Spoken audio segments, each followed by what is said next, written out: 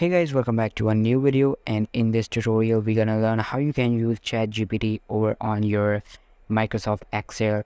The process is going to be very easy, so just follow all the steps properly. First of all, go to Insert tab and click on Get Add-ins, and once you're in your add-ins store, here you have to search for OpenAI.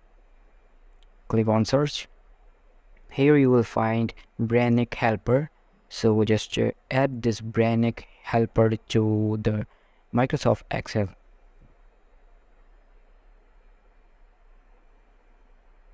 Alright, so once the Brannick Helper will be added to Microsoft Excel, so it basically takes few seconds to load, so you have to wait for it, and you will find these settings over on Brannick Helper. So first of all, we need to require GPT-3 API key right here.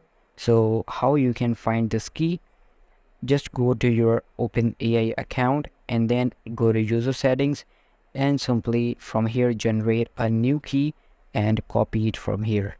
So after copying, just paste the key over here, and after that, alright, so first of all select a cell and then just ask from AI. So I'm going to write something, so let's say most popular show on Netflix. Alright, so then select the next cell to get the answer and then click on 1,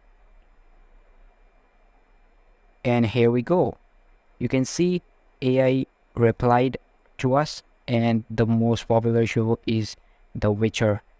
So let's try another one.